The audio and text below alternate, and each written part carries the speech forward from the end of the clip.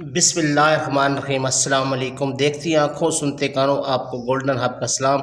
بہت عرصہ پہلے کی بات ہے، کسی ملک کا ایک انصاف پسند بادشاہ کا وزیر مر گیا۔ وہ وزیر بہت عقل مند تھا اور نیک انسان تھا، جو بادشاہ کی رعایا کی بھلائی کے لیے اچھے مشورے دیتا تھا۔ بادشاہ اس کو بہت عزیز رکھتا تھا اور اس پر مکمل بھروسہ کرتا تھا۔ بادشاہ کو اس کی موت کا بہت افسوس تھا۔ بادشاہ کو ہی نہیں، اس ملک کے عوام کو بھی وزیر کی موت کا غم تھا۔ بادشاہ اپنے درباریوں میں سے کسی کو بھی اپنا وزیر بنا سکتا تھا، لیکن اس نے فیصلہ کیا کہ وہ اپنے ملک کے ہی کسی عقل مند آدمی کو وزیر بنائے گا۔ بادشاہ اپنے ایک وفادار ملازم کے ساتھ رات کو بھیس بدل کر اپنی رعایا کے حالات جاننے کے لیے نکلتا تھا۔ اس طرح وہ خود ملک کے حالات سے واقفیت حاصل کرتا تھا کہ اس کی رعایا اپنے ملک اور بادشاہ کے بارے میں کیا سوچتی ہے۔ ایک بار رات کے وقت وہ شہر کی ایک گلی سے گزر رہا تھا کہ اندھیرے کی وجہ سے ایک آدمی سے ٹکرا گیا۔ بادشاہ نے پوچھا، تم کون ہو اور رات کے وقت یہاں کیا کر رہے ہو؟ اس نے جواب دیا، میں شہر کا ایک شریف انسان ہوں اور بے وقوفوں کو عقل مند بنانے کے گر سکھلاتا ہوں۔ مجھے چوروں کا خوف نہیں ہے، کیونکہ میرے پاس چوروں کے لیے کوئی چیز نہیں ہے۔ بادشاہ گھوم پھر کر اپنے محل میں پہنچا اور دوسرے دن اس نے حکم جاری کیا کہ شہر میں رات کے وقت ہر شخص ساتھ میں چراغ لے کر نکلا کرے۔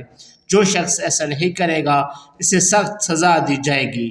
کچھ دنوں بعد بادشاہ رات کے وقت شہر کی ایک گلی سے گزر رہا تھا کہ وہ ایک آدمی سے ٹکرا گیا۔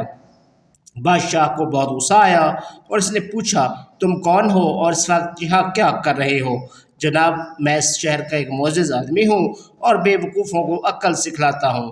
بادشاہ نے پہچان لیا کہ یہ وہی شخص ہے جو چند دن قبل اس سے ٹکرایا تھا۔ کیا تم نے بادشاہ سلامت کا حکم نہیں سنا کہ رات کے وقت ہر آدمی ہاتھ میں چراغ لے کر نکلا کرے گا؟ تم نے بادشاہ کے حکم کی تعمیل نہیں کی، اس لیے تم کو سخت سزا ملے گی۔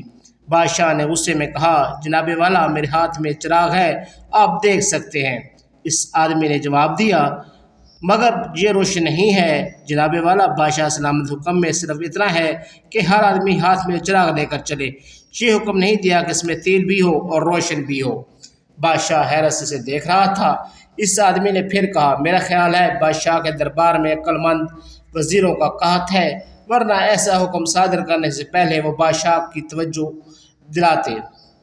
میری طرف دعا ہے کہ خدا ہمارے بادشاہ سلامت کو ایک عقل مند وزیر بتدبیر عطا فرمائے۔ بادشاہ یہ بات سن کر دل میں بہت شرمندہ ہوا۔ وہ اس آدمی کے ساتھ چلنے لگا اور باتوں باتوں میں اس کے بارے میں ذاتی معلومات اس سے حاصل کر لیں۔ بادشاہ نے پوچھا، تمہارا پیشہ کیا ہے؟ اس نے جواب دیا، جناب والا، میں ایک مدرسے میں استاد ہوں اور عقل مند بنانے والی 2 عظیم کتابوں کا حافظ بھی ہوں۔ اس کے علاوہ بہت ساری ایسی کتابیں پڑھ چکا ہوں جو انسان کو عقل مند بنا کر اس کو کامیاب انسان بنا سکتی ہیں۔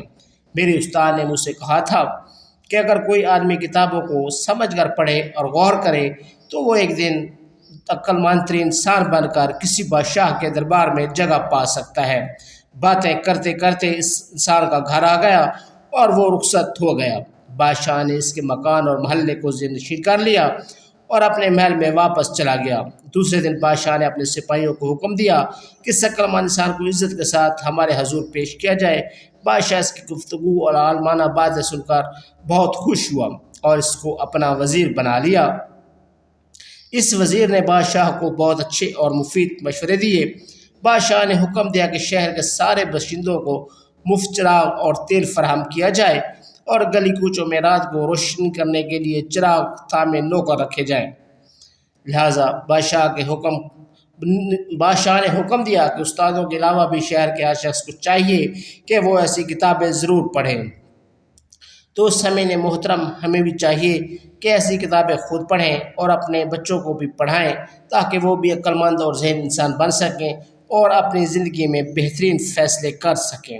تو یہ تھی ہماری آج کی ویڈیو، امید ہے آپ کو پسند آئی ہوگی۔ اگر آپ اسی طرح کی مزید اچھی ویڈیوز دیکھنا چاہتے ہیں تو ہمارے چینل کو سبسکرائب کرنا نہ بھولیں تاکہ ہماری ہر ویڈیو آپ کو بر وقت ملتی رہے۔ اس کے ساتھ ہی ہم آپ سے اجازت چاہیں گے۔ آخر میں آپ کو ایک بات بتاتے چلیں، سامعین محترم، ہمارے چینل پر روز اسی طرح کی پراسرار کہانیاں، اسلامی واقعات اور اچھی کہانیوں کی ویڈیوز وغیرہ اپلوڈ ہوتی رہتی ہیں۔ تو اگر آپ دیکھنا چاہتے ہیں تو چینل کو ضرور سبسکرائب کیجیے. ہمیں دیجیے اجازت. اللہ حافظ.